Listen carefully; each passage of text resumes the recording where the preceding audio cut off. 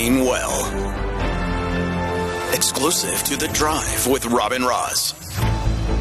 So we're talking about cadre deployment today because that has become a buzzword in the fight lately. The DA almost went to court recently to get the ANC to hand over all their records of their cadre deployment meetings and so on. And lots of people are using this as a political tool to say lots of things about lots of other people. And I want to come down to just a simple thing. Cadre deployments, like the word, the phrase, is how people put people in positions all over the world in all sorts of governments. You can call it what you want. At the end of the day, that is what it is, because the people who have the political power, who've been voted in, get to make decisions. So they have to do it through their people. I understand this. Ja. Maar it's the how that's the issue. And also, as die werk gedoen word, is cadre deployment nie vir my 'n issue nie. Dit is as jy jou maatjie wat julle het nou saam gestruggle en saam goed reg gekry, jy sit nou daai persoon in 'n posisie. As daai persoon die werk kan doen en goed kan doen, gee vir die persoon die job. Ja. Maar as die persoon glad nie bekwam is om die werk te doen nie, dit is vir my 'n probleem. Ja, en kyk, dit is iets wat al in ons wette vervat is. So daar's verskeie wette, veral na apartheid, ingestel, wat gesê het, ons moet kaderontplooiing doen, want ons het mense nodig in posisies wat nie die geleentheid gehad het nie, en wat verstaan hoe ons werk. Maar dit word beperk tot sekere plekke. Maar daar's ook nou baie argumente wat van daai hele ding wat jy nou nog sê, Ross, van die he said, she said ding.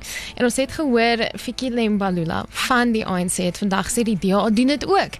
So, let's look at this. And speaking about other parties, we spoke to Dr. Oscar van Heerden. He's from the Department of Politics at UJ. And he also agrees that it's not only the ANC that does this.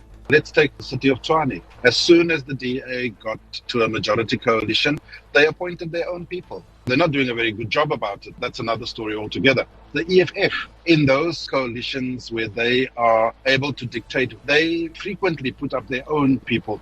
And then he also says there are positive cases of cadre deployment, and he gave some examples. Once President Ramaphosa came in, he had to get rid of people like Abrahams at the NPA. He brought in Batoy.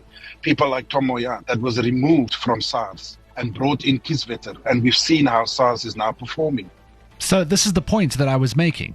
Cadre deployment, it's used as a term in South Africa loosely to imply, people that the ANC has put into places of power to do their things. But it's a normal thing all over the world in how you put people into positions. The issue lately has been the separation of putting people in positions for governments and being controlled by a party. So one of the things that's come out of this entire 1,200 pages that was handed over this week on Monday is that it seems the way it's been functioning is if a government minister wants to appoint a senior leader to, let's say, an SOE, they come up with a list of people and so on. And then, instead of them being able to make the decision because you are the minister with your government hat on, that list needs to go back to Luthuli House, to the ANC's cadre deployment committee. They will sit and deliberate on it, decide who they want, and then go back and tell the minister that that's who they need to deploy. So the issue becomes, that's where people are uncomfortable. Because at the end of the day, a person who is a minister who might also be a member of a political party, if they're in their ministerial job appointing someone as the head of an SOE, I feel like you should be able to make that decision with your government hat on without your political party instructing you as to what you're allowed to do. And I think that's the separation that causes a lot of friction for a lot of people. Dit is die skeiding wat gemaak moet word, maar dit is in 'n ideale wêreld.